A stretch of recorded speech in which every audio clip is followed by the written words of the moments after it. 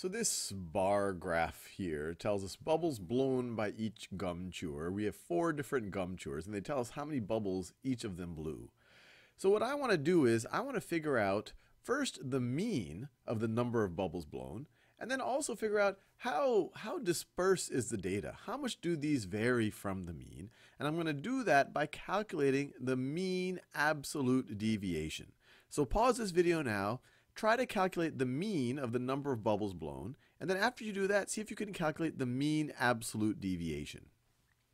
All right, so step 1, let's figure out the mean. So the mean is just going to be the sum of the number of bubbles blown divided by the number of data points. So Manuela blew 4 bubbles, so she blew 4 bubbles.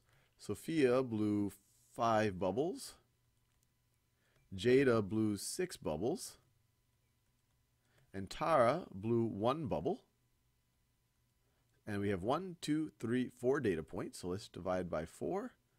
And so this is going to be equal to 4 plus 5 is 9, plus 6 is 15, plus 1 is 16. So it's equal to 16 over 4, which is 16 divided by 4 is equal to 4. So the mean number of bubbles blown is 4. And I can do that. Let me actually do this with a bold line right over here. This is the mean number of bubbles blown. So now what I want to do is I want to figure out the mean absolute deviation. I'll do it right over here, MAD, mean absolute deviation. And what we want to do is we want to take the mean of how much do each of these data points deviate from the mean. And I know I just used the word mean and twice in a sentence, so it might be a little confusing, but as we work through it, hopefully it'll make a little bit of sense. So how much does Manuela's, the number of bubbles she blew, how much does that deviate from the mean? Well, Manuela actually blew 4 bubbles, and 4 is the mean. So her deviation, her absolute deviation from the mean is 0. How much did, and actually let me just write this over here. So absolute deviation, that's AD. Absolute deviation from the mean, Manuela didn't deviate at all from the mean. Now let's think about Sophia. Sophia deviates by 1 from the mean. We see that right there. She's 1 above. Now we would say 1 whether it's 1 above or below because we're saying absolute deviation. So Sophia deviates by 1. Her absolute deviation is 1. And then we have Jada. How much does she deviate from the mean? We see it right over here. She deviates by 2. She is 2 more than the mean. And then how much does Tara deviate from the mean?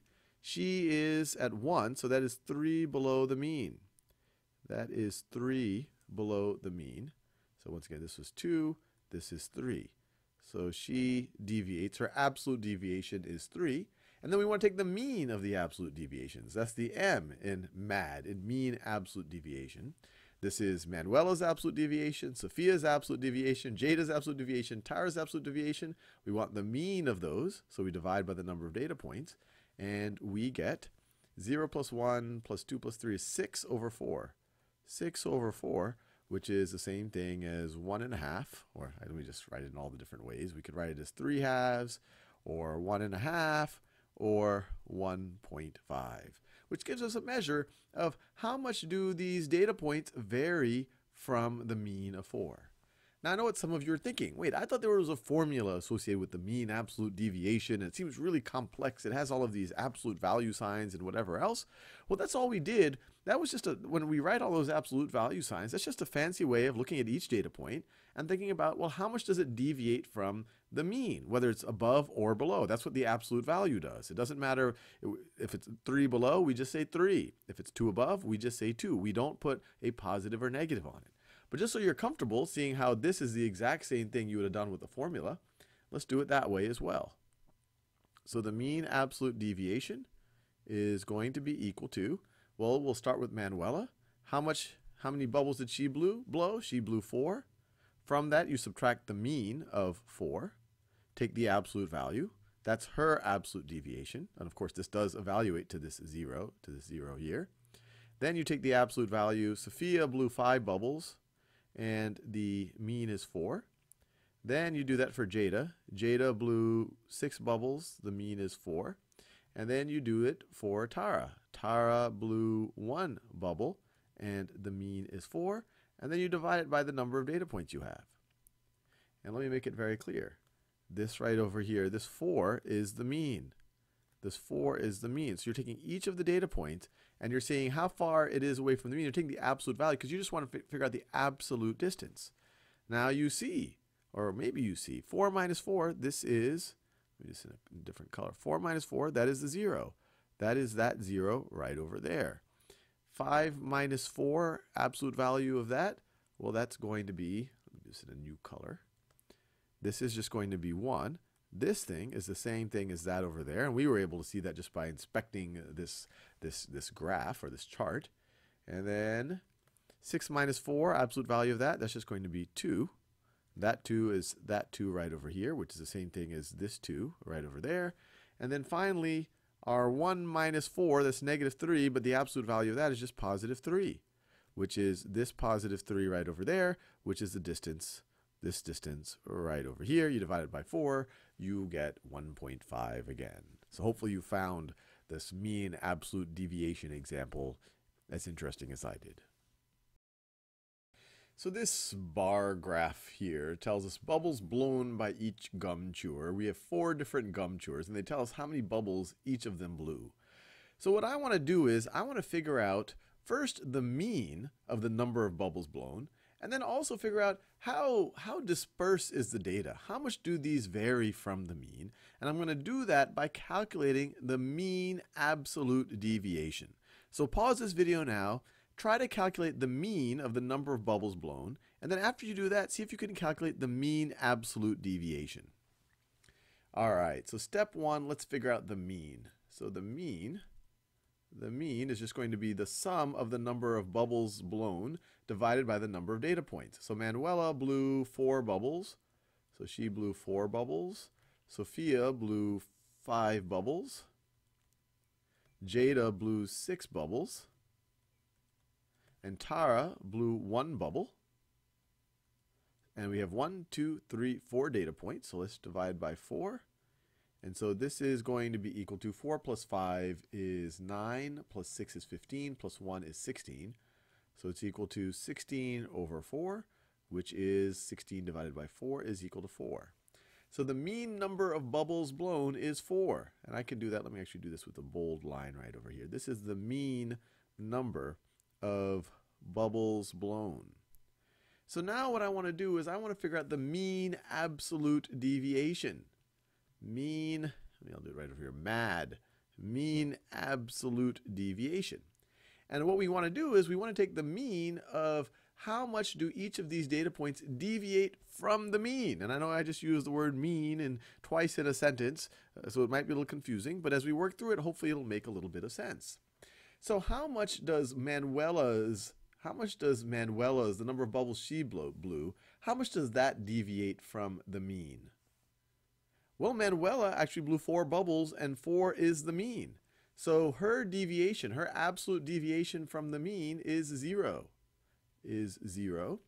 How much did, and actually let me just write this over here. So absolute deviation, that's AD.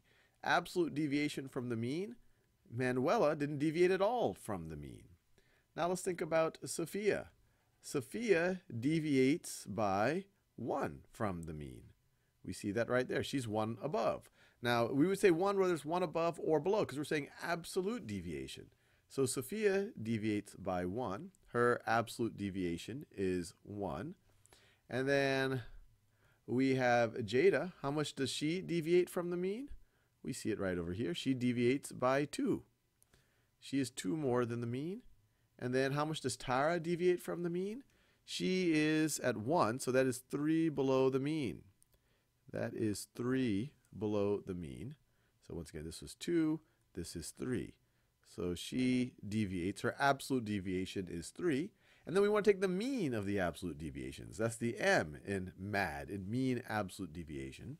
This is Manuela's absolute deviation, Sophia's absolute deviation, Jada's absolute deviation, Tara's absolute deviation. We want the mean of those, so we divide by the number of data points. And we get 0 plus 1 plus 2 plus 3 is 6 over 4.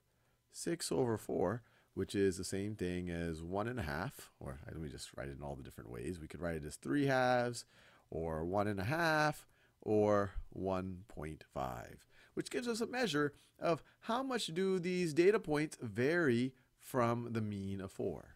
Now, I know what some of you are thinking. Wait, I thought there was a formula associated with the mean absolute deviation. It seems really complex. It has all of these absolute value signs and whatever else.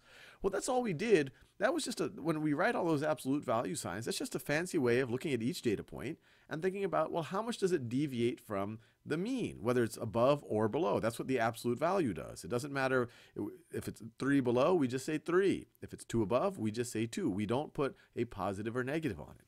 But just so you're comfortable seeing how this is the exact same thing you would have done with the formula, let's do it that way as well. So the mean absolute deviation is going to be equal to, well, we'll start with Manuela. How many bubbles did she blow? She blew 4. From that, you subtract the mean of 4, take the absolute value. That's her absolute deviation. And of course, this does evaluate to this 0 here. Then you take the absolute value, Sophia